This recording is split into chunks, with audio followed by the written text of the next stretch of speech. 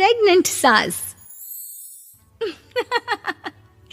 जमाना कितना भी बदल जाए, इतना भी नहीं कि बहू घर आए और सास गर्भवती दिख जाए।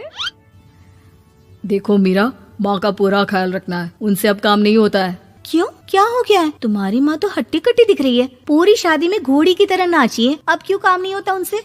वो माँ प्रेग्नेंट है ना, बच्चा होने वाला है। मैं कभी भी भाई बन जाऊंगा इस साल के अंत तक। क्या बोल रहे हो? वो सर पर हाथ रखकर बैठ जाती है। यार पहले क्यों नहीं बताया? कैसा मजाक है ये? झूठ बोल रहे हो ना? हाँ, झूठ बोल रहे हो ना? तभी ससुर की आवाज आती है। बहू, पानी गरम कर दे, तेरी सास को दवाई देनी है। समय पर दवाई ना दी तो परेशानी हो जाएगी। और हाँ, जरा काजू पीस कर दूध में मिलाकर ले आना। तेरी सास खुद से तो अपनी संभाल करेगी नहीं। हे भगवान, ये मैं क्या सुन रही हूँ? ये ससुर जी को क्या हो गया है? मैं क्या सोच कर आई थी? हाय रे, मैं तो किसी को मुंह भी नहीं दिखा पाऊंगी।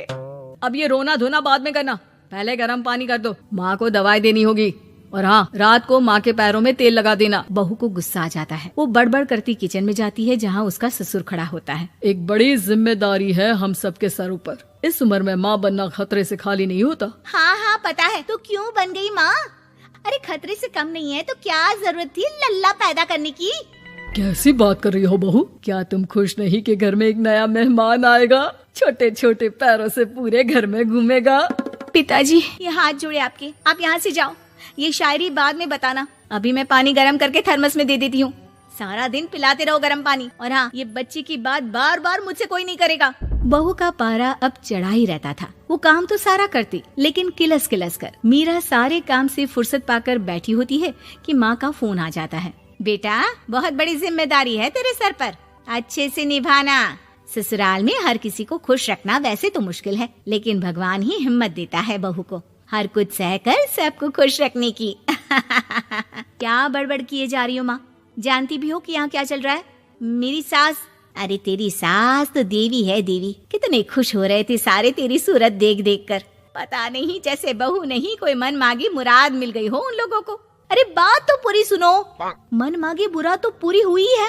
अरे मेरी सास को बच्चा होने वाला है, प्रेग्नेंट है वो। क्या बकवास कर रही है मीरा? ये बात किसी को कहना मत। मुझे तो बता दिया, लेकिन अब अपनी जबान सिल ले। कहाँ है तेरी सास? बात तो करा मेरी। पूछू जरा, पोता पोती खिलाने की उम्र में खुद का बच्चा खिलाने का शौक कहाँ से आ गया? और आया भी तो बताना तो चाहिए था। अब क्या नाक कटाने के लिए हम लोगों से रिश्ता जोड़ा है?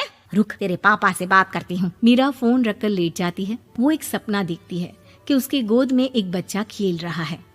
भाभी की गोद में कितना खुश दिख रहा है ना, लग ही नहीं रहा कि भाभी है। मैं तेरे लिए क्या लाया हूँ, सोने की बालियाँ। तेरी शादी में तो मैं बुढ़ा हो जाऊंगा ना। अरे कैसी बात कर रहा है बेटा, इसकी जिम्मेदारी तो तू ही लेगा।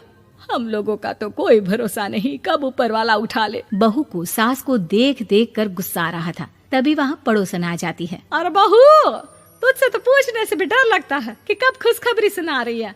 अब तो अपनी 1 महीने की ननद की ही जिम्मेदारी संभाल ले, बहुत है। अपने जेवर भी रख देना और पैसे भी जमा करना शुरू कर दे। वो बात आगे बढ़ाती उससे पहले ही बहू जोर से चिल्लाकर उठ जाती है। नहीं नहीं नहीं नहीं, मैं अपने जेवर किसी को नहीं दूंगी। अरे कौन ले रहा है तुम्हारे जेवर? तुम औरतें भी ना सपने में भी जेवर ही संभालती रहती हो। मैंने जो सपना देखा है ना, सुनोगे तो होश उड़ जाएंगे। अच्छा, तुम अपना सपना बाद में बताना, पहले मेरा सुनो। कल मैंने इतना अच्छा सपना देखा कि अगर वो पूरा हो जाता है ना तो मैं तुम्हारे लिए रानी हार बनवा दूंगा। बहू अब सारे गम भूलकर पति का सपना सुनने में लग जाती है। अरे क्या सपना था, बताइए ना। बोलिए भी तो, क्या सपना है? मैं पूरा कर दूंगी अगर बात रानी हार की है तो। बोलिए बोलिए। मैंने रात को सपना देखा कि माँ को बेटी हुई है और मुझे बहन। सच्ची, इस घर में बेटी हो जाए तो मैं तो झूम ही उठूं। मीरा का मुंह बन जाता है। वो चुप हो जाती है और सपने की बात याद करती है कि बेटी हुई तो उसे ही अपने गहने उसे देने होंगे। फिर तो रानी हार की जरूरत पड़ेगी ही। भाई लड़की बड़ी होगी, उसकी शादी होगी तो जेवर तो चढ़ाने ही होंगे ना, कहाँ से आएंगे वो? कितनी समझदार हो तुम मीरा। मैंने भी यही सोचकर तुम्हारे लिए रानी हार लेने का सोचा था। अरे फूटी किस्मत मेरी जो ऐसा परिवार मिला। मेरे पापा की तो मैं अभी क्लास लगाती हूँ, जो सब जानते हुए भी ऐसे परिवार में मेरी शादी कर दी। बहू पिता को फोन लगाने ही वाली होती है कि ससुर की फिर से आवाज आती है। बहू गरम पानी ले आ जल्दी, थर्मस में खत्म हो गया है। बाद में खबर लेती हूँ मैं पापा की, पहले सास को गर्म पानी दिया हूँ। बहू अभी किचन में काम कर ही रही थी कि मीरा के मम्मी पापा आ जाते हैं। वो हाथ में ढेर सारे फल लेकर आते हैं। मीरा के पिता मीरा के ससुर से कहते हैं, लीजिए भाई साहब, ये फल रखिए, बहन जी को खिला दीजिएगा। वैसे कैसी है उनकी तबीयत? बस पता तो है आपको, ऐसे वक्त में जो होता है बस वही सब। मुझे तो सुनकर बहुत गुस्सा आया था, लेकिन चलिए, भाग्य में जो है लिखा उसे कौन टाल सकता है। डॉक्टर को दिखाए? हाँ, बस डॉक्टर आने ही वाला है।